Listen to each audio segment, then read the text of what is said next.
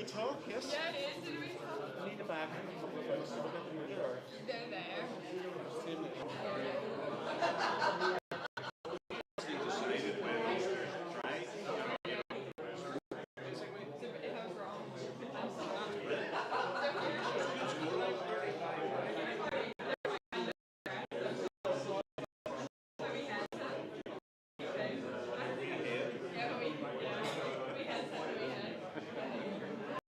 If I was wrong, I'm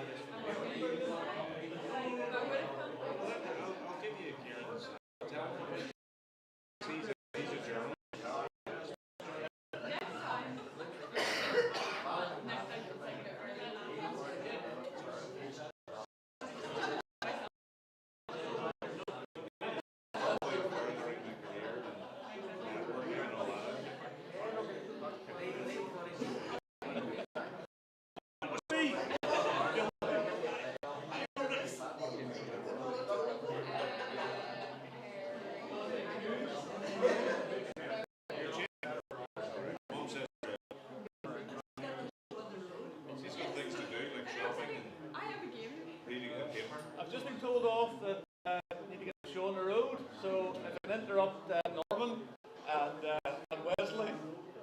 So thanks very much for coming along. Before I kick off, just Justin here, my glamorous assistant. You can see I'm on a budget. He is live streaming this book launch. So if you're on social media, if you're a non-Luddite, please go on to Peter McCabe's Memorable Memorials YouTube channel, and Justin is live streaming it.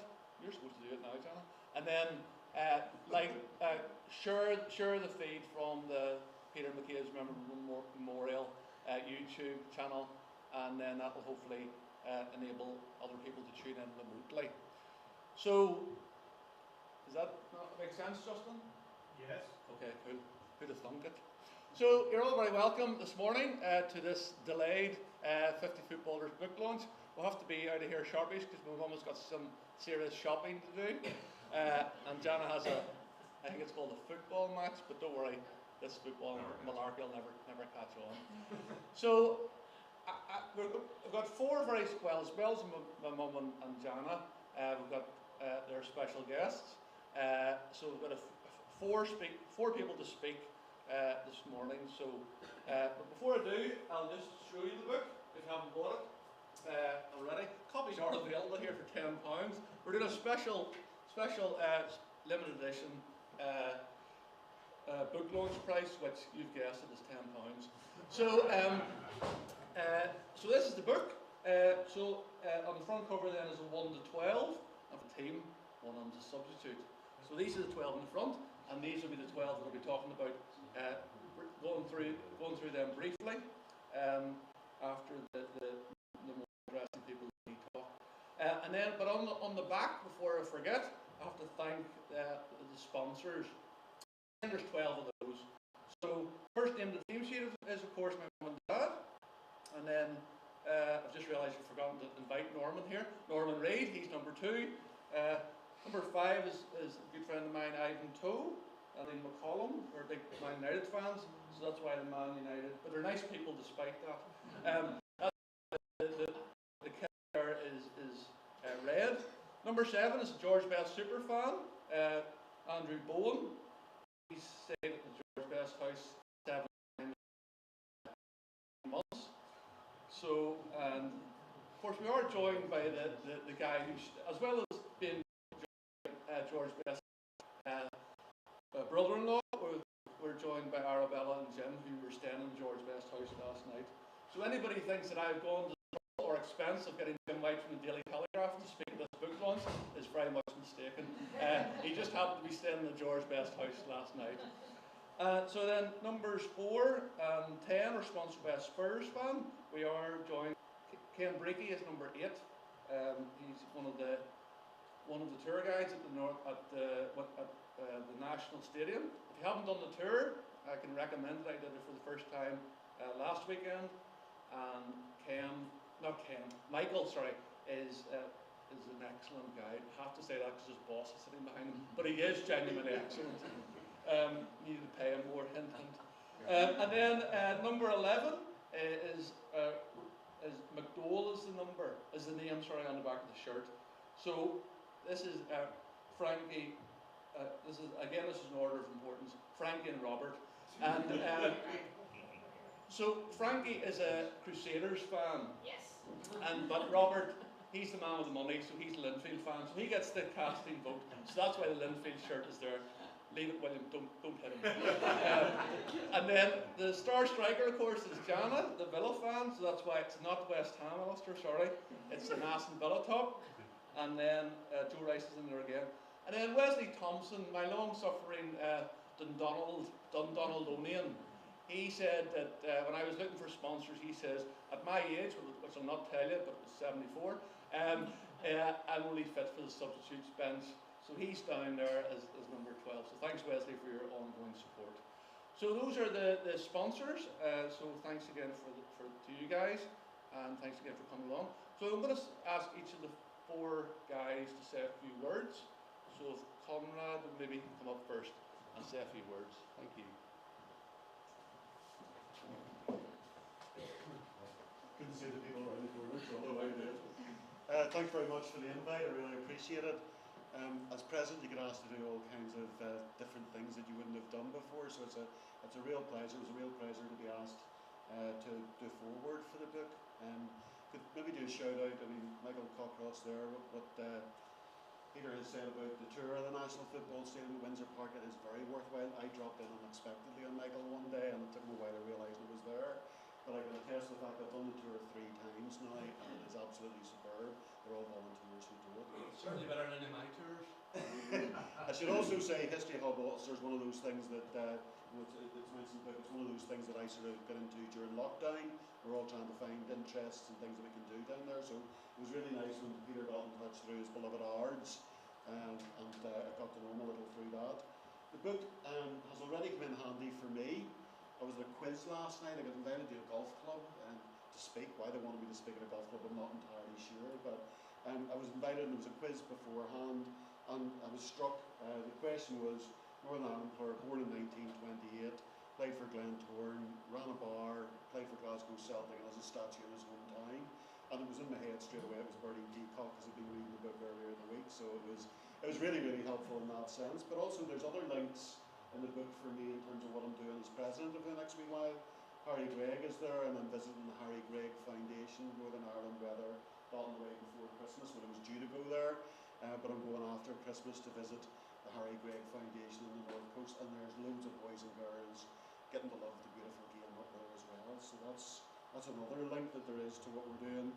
The Ram McBride Stadium, the police and the Ards, even the Ards fans aren't going up there this afternoon for the game away to Institute.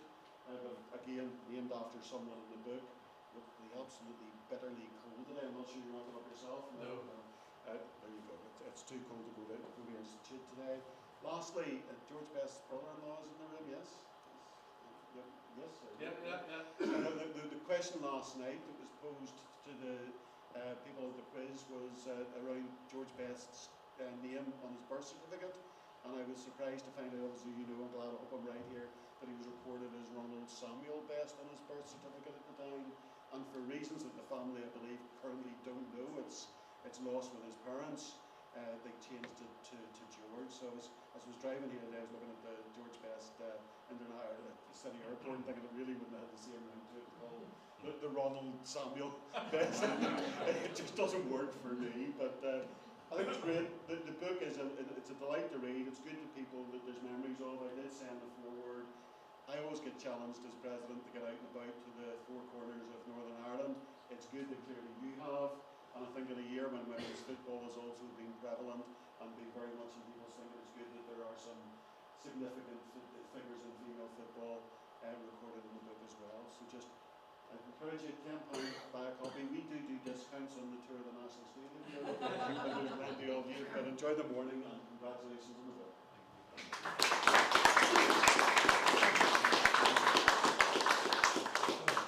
Yes, it was remiss of me not to thank History Hub Ulster, so joined by the History Hub Ulster all-conquering president, chairman, Gavin Bamford, he's here today. So History Hub Ulster have kindly sponsored the ISBN in the book and have done for previous books as well, so thank you again, Gavin.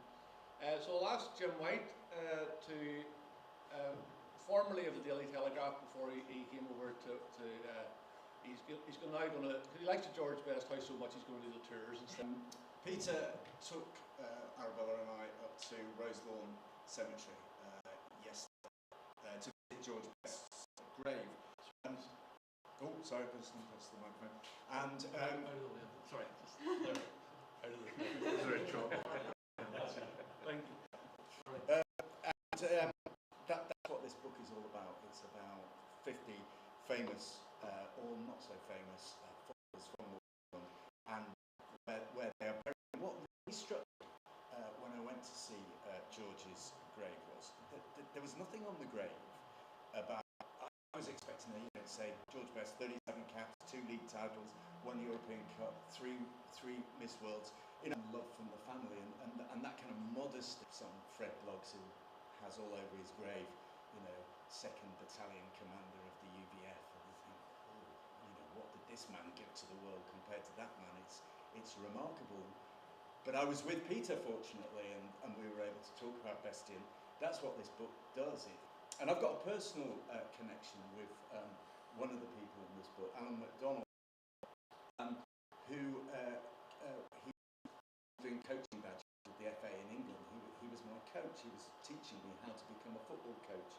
And if you look at his grave, it just says, McDonald, treasured memories of Alan, beloved husband and father, and his birthday and his death day. And there's so much more to Alan than that. What a fantastic guy he was. He was a brilliant coach of coaches. One of the things I'll always remember that he said to me, it was about kids, teaching kids, and he said to me, if you're in this game to win trophies with the kids, don't be in it. You're in it for them. And that stuck with me throughout all my coaching career. It wasn't very successful, I have to say. What a great man he was. But fortunately, I've now got this book, and it gives me the background of Alan, and it tells me what a great man he was in a way that the grave doesn't. And that's why I'd recommend this. There are some amazing stories here of the famous, the not so famous. Every one of them is a remarkable man and a remarkable story. And I think we need to thank Peter for that and bringing it to all of our attention for just a tenner, for goodness sake.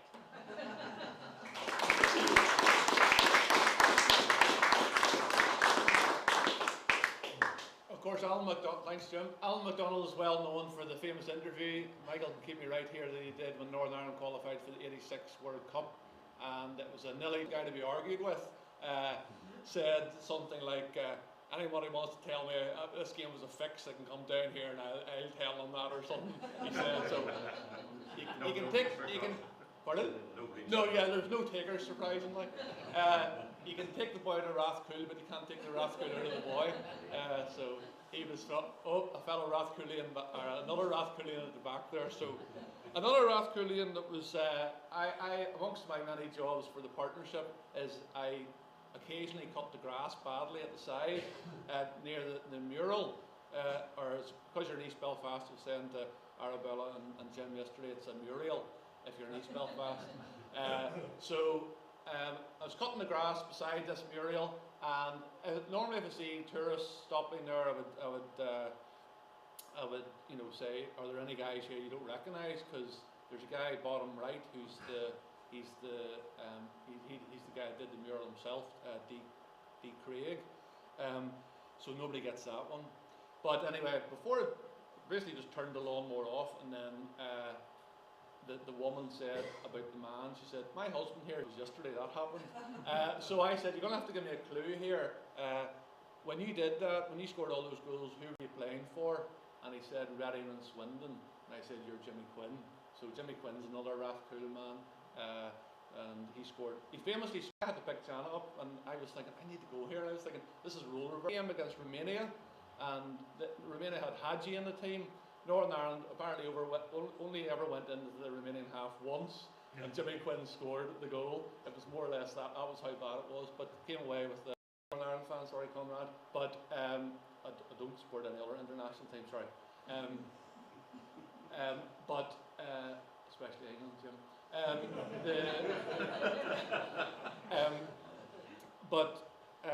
Completely lost my train of thought now. Oh yeah, so of course with Northern Ireland, of course, we don't have only one Jimmy Quinn, we have two Jimmy Quinns. So there's a Jimmy Quinn came along afterwards. Is there a chant about him? Oh, I thought it was.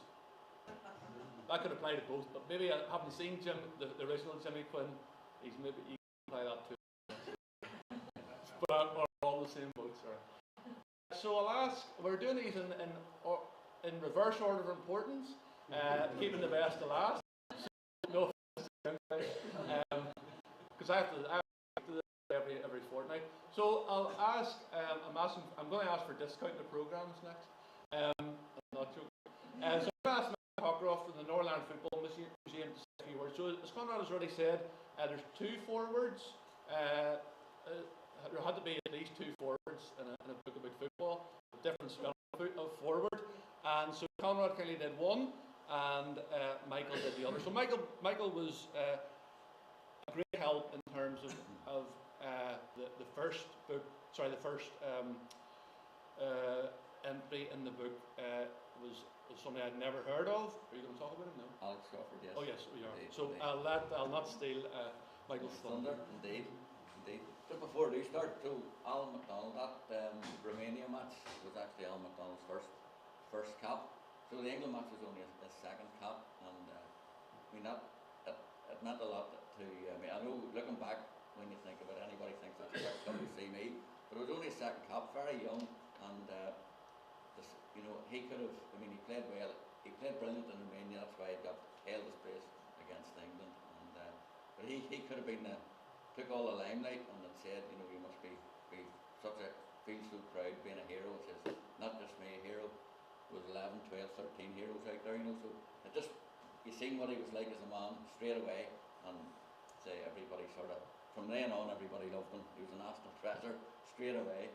So so I'm Michael Cockcroft. I I'm a tour guide at the National Football Stadium at Windsor Park. And basically, old, new, whatever you'll say, sweet, and places where in the changing room, places where the normal public don't get to. So 8.50 for 2 hours, you couldn't beat it.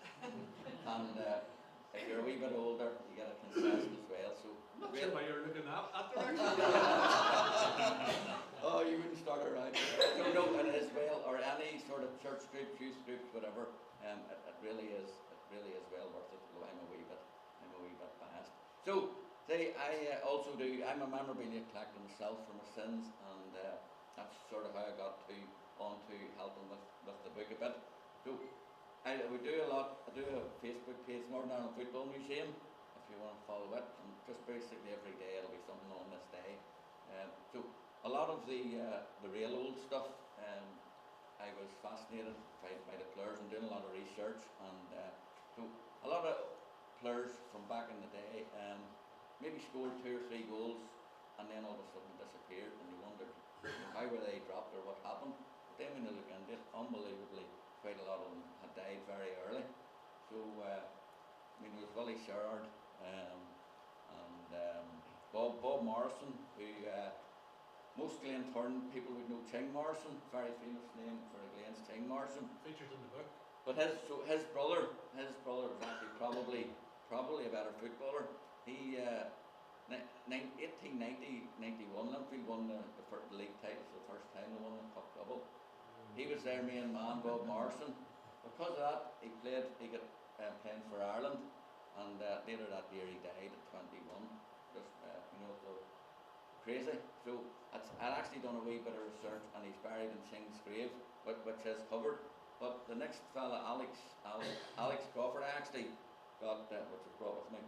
His Irish Cup, it actually came from America, believe it or not. But it's Alex Crawford's Irish Cup winners medal with Distillery in 1889.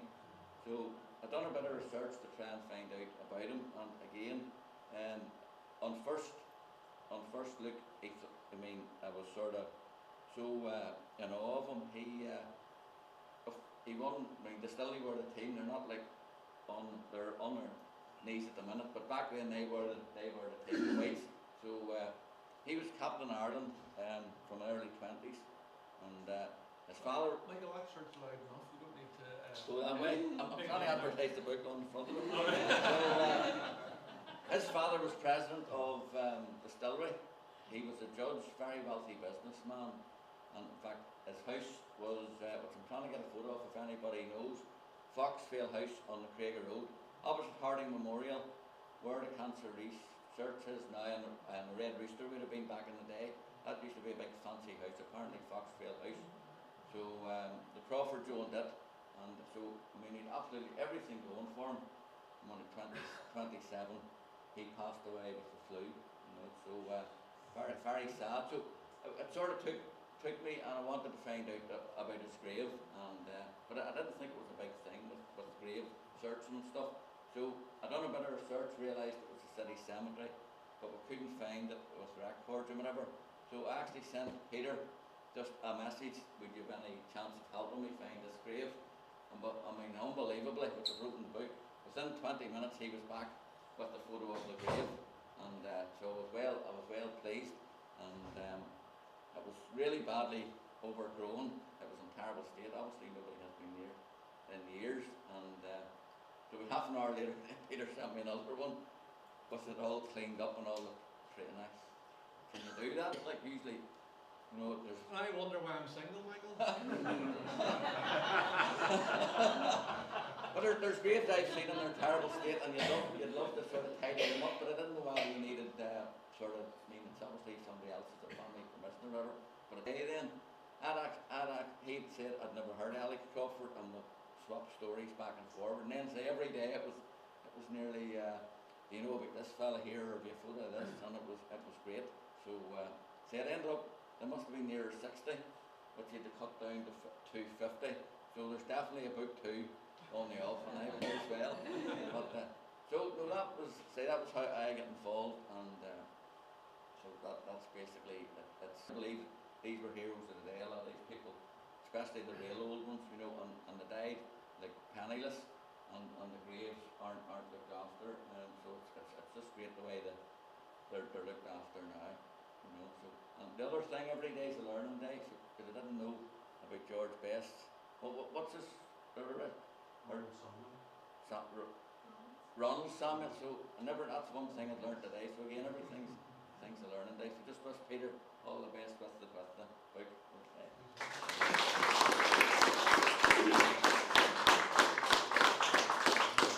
And then the grand finale, or as I say in France, the grand finale, is Adrian Mullen. So Adrian and Jan and I and Stuart are long-suffering Ards fans. So I didn't want to make the book as I didn't want to make it full of the big two. And of course, when I say the big two, I mean Ards and Bangor. So I didn't. I think I put one Bangor player in it. I think it's Sammy Moore as an SS Moores. So many of you remember the sports shop. So he's buried in Knockbreda Cemetery. So he played for Bangor. He was a goalkeeper, I think, for Bangor for many years. But I think he was also an Ards director for a while. So he went from the dark side. He saw the light. And then 3 others. So I don't know what you're going to say. So. Decision in right here? We'll do the quick advertising first.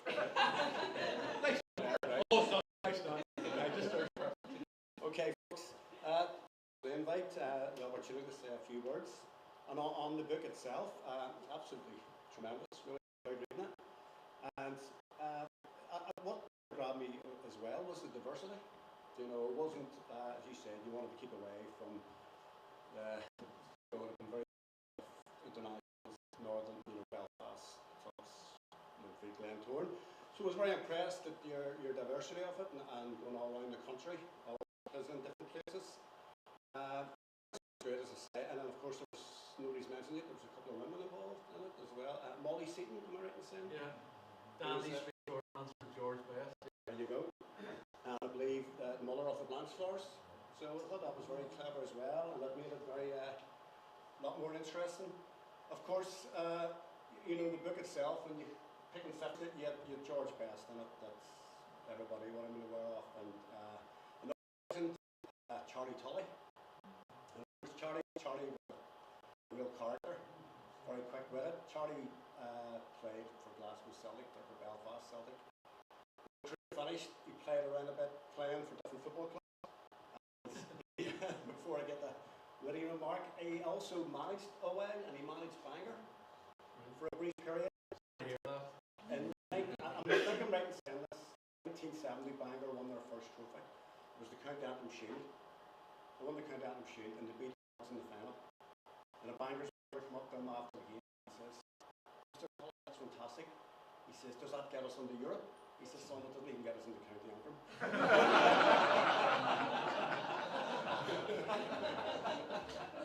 So, people like that, of course. And then the other end of it was the players that you featured that died young. And we've already touched on quite a few of them. We've talked about Jerry Thompson, the Ards connection. Adrian Doherty, who's on the cover, Ryan McBride. From the Ards perspective, there was a young player, he was only 27, Andy Bothwell, in the 20s. Andy was the first Ards player to gain an international cap. Crazy thing about it was, like I heard Michael saying that somebody died from influenza. He died from a burst appendix that a couple of years later, penicillin would have cured, just born too soon. But the main thing that we have, Jana Stewart's here today too, himself is the Ards FC. So we're long suffering, but we have a great outlook in life. We have a great optimism. We always think tomorrow's going to be a better day and everything. And it's normally not. And it's normally not, no. But I know Stewarty actually went to watch Ards play in Belgium and Holland, isn't that right? Yeah. And there's a story used to do the rounds around Newton Ards about a couple of Ards supporters went to the PSV Eindhoven match. They played PSV Eindhoven in 1874. Now Stewarty was here, and Stewarty's not one of the people I'm talking about in this story. But this came back to me one time. These guys went over from Ards, made their way over to the match, and they, of course, they got over early, and they were having a few drinks before the match. And of course, coming from Northern Ireland, the Dutch guys were fascinated. Troubles in Northern Ireland were raging at the time. And they got on the company, and of course, the Dutch all speak great English, so it was going on well. And they were chatting away, and they went from bar to bar, and they had a few drinks. And next thing, they looked at the watch, and it was nearly half time. Come the whole way over to Holland, and we're not going to see this match. So they were close to the ground, thankfully, so they got in about 15 minutes into the second half, and they took their seat in the stand and sat down, and Dutch fella sitting in front of me tapped him on the shoulder and says, "What's the score?" He says, 7-0. He says, "Who to?"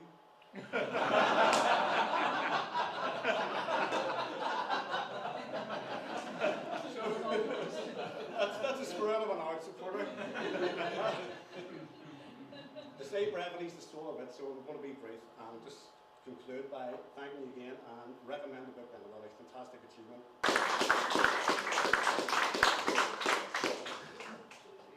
So, most book launches, the author, I don't like using that word, I'm much more comfortable with anorak.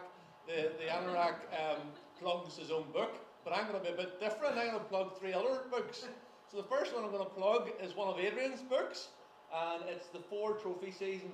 It's Ards having a 4 trophy season. It's hard for me as an Ards fan to think, and even worse for Jana, to think that Ards actually won 4 trophies in one season. They haven't won 4 trophies in the entire time since. So you have a number of books. That's only one of them, isn't it? 30 memorable matches. Yeah, it doesn't include last week's disgraceful performance against Institute. 2-0 up after what? Yeah. 2-0 up after 10 minutes losing 5-3. Are you're quoted in this, aren't you? Your story is in this. Either that one or the other one. The other one is it's that one. So Stuart's European adventures to Liège are mentioned in this one. As Adrian said, he wasn't the one that said who to. This is one of the world's heaviest books. This is Jim White's, one of Jim White's books. It's called, and then we'll be joined by Barry Flynn as well. And one of the things that Arabella and Jim were caught with was yesterday we went to Dundela, we went to the pit, photograph of him just going. It's character. So the game is leaders, Anna, the Anna, and they're from the Portadown area, as is Alice. He's from the metropolis of Tartalac. The last big old plug. What's that? That's where the wee pub is that gets all the awards. No, that's Tartara. Oh, is it? Oh, sorry. Tartara is different. Elementary mistake. Yeah, Frankie. different tart. And the last book I'll plug is one of Barry Flynn's books. So Barry Flynn's here on his way to the Duns from the BBC. He was a great help to Jana in her early days at the BBC, and hopefully will continue to. It's not too much. And this book is about legends of Irish boxing. So it's one of Barry's. Have you a number of books? 11? Oh, here I bow to your reverence. But I'm non-prolific compared to you then. But this is just what I picked up in the charity shop.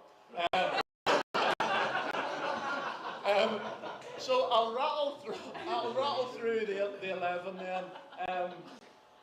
Sorry, the 12.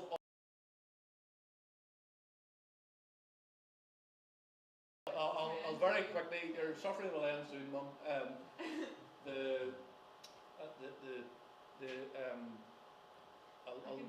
I'll just detail. No, I've got a clicker here. I'll just detail the 12. So that's the front cover. So the first one is Harry Gray. So he's buried in Coleraine Cemetery. Of course, the sun comes out at the wrong time.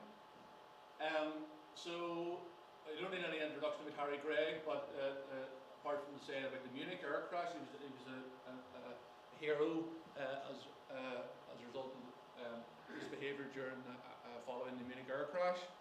And then, as Conrad said, there's a foundation named after him to help with youth football, particularly in the County Londonderry area.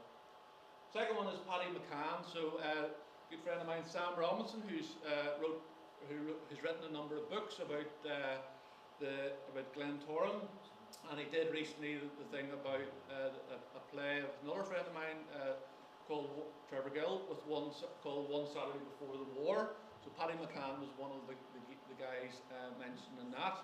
The Glens captain from a nationalist background, but a complete Glens legend, and he's buried in Bangor Cemetery. Number 3 is left back, so that's Bertie Fulton, again a Belfast Celtic legend, and he's buried in Larne. So Justin and I had the great honour of being traipsing around Larne Cemetery trying to find Bertie Fulton's grave. But Bertie Fulton was, as well as a good player, he was also the wingman for the legendary Belfast Celtic manager Elisha Scott. But Bertie was the brains behind the operation to a degree.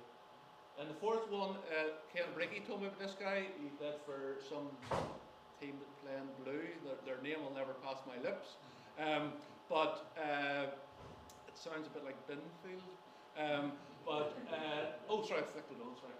Johnny Darling, so he's buried in Dundonald Cemetery. Woods. So he ran the place. So people like Sam Robinson, he used to be warned off of going into Johnny Darling's shop because he'd been a Linfield player. and even worse than that, he was from East Belfast originally. The next one is Ryan McBride. Conrad mentioned about Ryan McBride.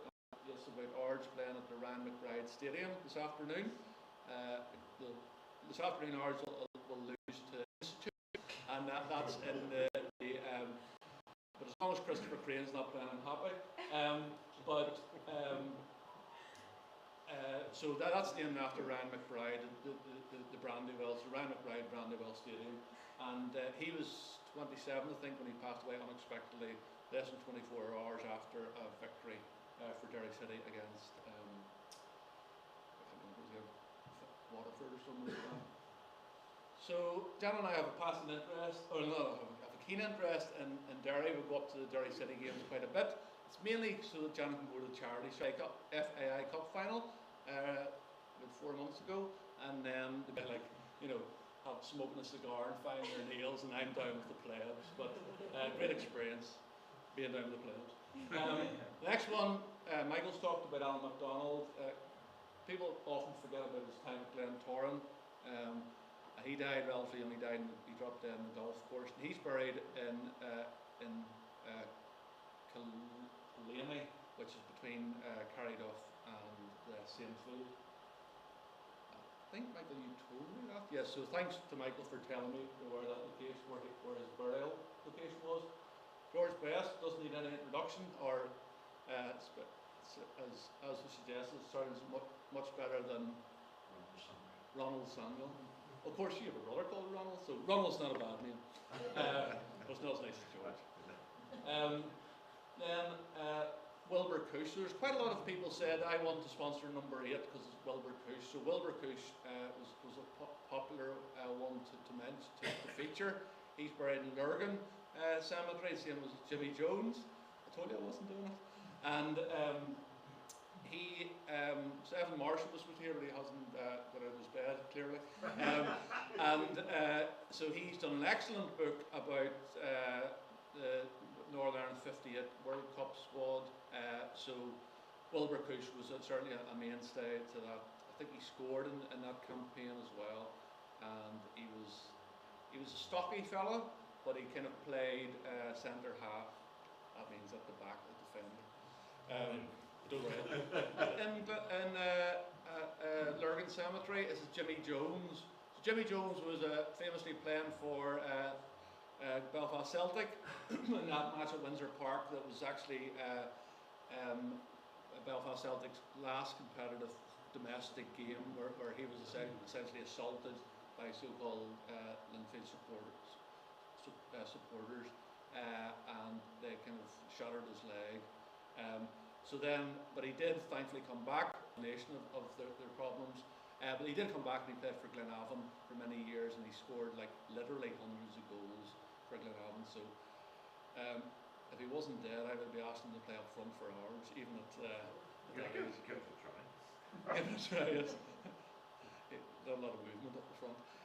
So then number 10 then, your suffering's nearly ended. Is Charlie Tully. He's buried in Milltown Roman Catholic Cemetery. So if anybody has particular difficulty in sleeping, I have a YouTube channel, as I mentioned earlier. Justin does a great job with it, both filming and pulling a lot of the. My daughter giving a big yawn in the front row, not even covering her mouth. So if you've any trouble sleeping, just log on to Peter McCabe's Memorable Memorials, and you'll start listening, and you'll be over in a couple of minutes. But Charlie Tully is one of the graves that Justin and I visited, and we talked about him. He's both a Belfast Celtic, as you heard earlier from Adrian, and Glasgow Celtic legend, Cheeky Charlie. And the last one on the team sheet, on the starting 11 is Adrian Doherty. So if anybody hasn't bought the book about Adrian Doherty, I bought it in a charity shop in Derry, 3 for £1. It was a tremendous bargain. But it's by Oliver Kay. He's a sports. He's an award, a bit like Jim. He's an award-winning, as he was in those days. But now then Ryan Giggs. Well, maybe we're not supposed to talk about Ryan Giggs anymore. And just before he was about to get into Man United, excuse my strong language here, Man United make his debut for the first team. He got a cruciate ligament injury, and that was sadly that was curtains back in those days. He tried to come back. He played a few games for Derry City, but it didn't really work for him. So then he got into music, and he ended up working in a factory in Holland, and he was found floating in the canal one morning. So it was an accident. It wasn't suicide. But, it's a very sad story. But and he's buried up in Strabane, his hometown. So to finish on with Wesley Thompson's position substitute is Barry Peacock. So he's buried up in Coleraine, and of course there's the statue up Bishop's. For anyone who might have daughters, will be familiar with Bishop's shoe shop. So that's expensive, yes. But that's Bishop's, not daughters. Although the two are expensive. So that's Bertie Peacock. Again, there's a youth cup in Bertie's memory. So your suffering is not done today. It's 3 o'clock. Although not, I have to go over to George's Best House. The books are £10, and it's the perfect cure for insomnia, and I can sign them for you. So thanks very much, everybody, for coming along.